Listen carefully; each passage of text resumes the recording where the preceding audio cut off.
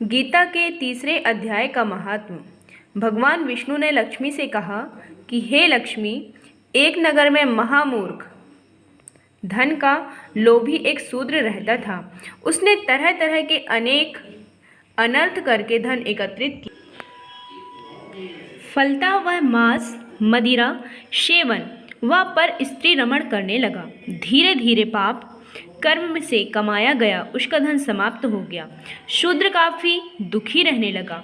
एक दिन निश्चय करके वह चोरी करने के लिए घर से निकल पड़ा, लेकिन चोरी करके लौटते समय रास्ते में कुछ हत्यारों ने उसकी हत्या कर दी और उसका सारा धन लूट लिया। हत्यारे उसके शव को एक वृक्ष की शाखा में बांधकर चले गए। अकाल मृत्यु के पश्चात शूद्र ने प्रेत योनि पाई। वह एक वट वृक्ष में रहता था और अपनी इस प्रेत योनि से काफ़ी दुखी था। कभी कभी वह इस वट वृक्ष से निकलकर उसके चारों ओर घूमकर रोता था कि उसका कोई स्वजन आए और उसे इस योनि से मुक्ति दिलाए। जब उसका पुत्र बड़ा हुआ तो एक दिन वह अपनी माँ से पूछा कि पिताजी क्या व्यापार करते थे और उनका देहांत कैसे हुआ। माँ ने दुखी मन से सब कुछ बता दिया और कहा कि वह उसके पिता की गति नहीं करा सकी। तब बेटे ने कहा कि माँ, अब मैं बड़ा और समर्थ हो गया हूँ, इसलिए अब मैं पुत्र का कर्तव्य पूरा करूँगा।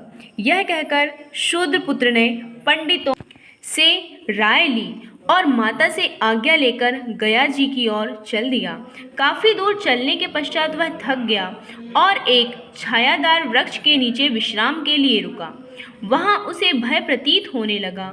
यह वही वट वृक्ष था जहाँ उसके पिता प्रेत योनि में थे। भयभीत होने पर शूद्र पुत्र ने गुरु मंत्र पढ़ा और नियमानुसार गीता के तीसरे अध्याय का पाठ किया, जिसे प्रेत योनि में भटकते हुए उसके पिता ने भी सुना। गीता के तीसरे अध्याय को सुनते ही उसके पिता ने प्रेत योनि से मुक्त होकर देव देह पाई। अंत में भगवान विष्णु ने लक्ष्मी से कहा कि हे लक्ष्मी, यह कथा मैंने तुम्हें गीता के तीसरे अध्याय के महात्म्य का वर्णन करने के लिए सुनाई है। बोलिए श्री कृष्ण भगवान की जय।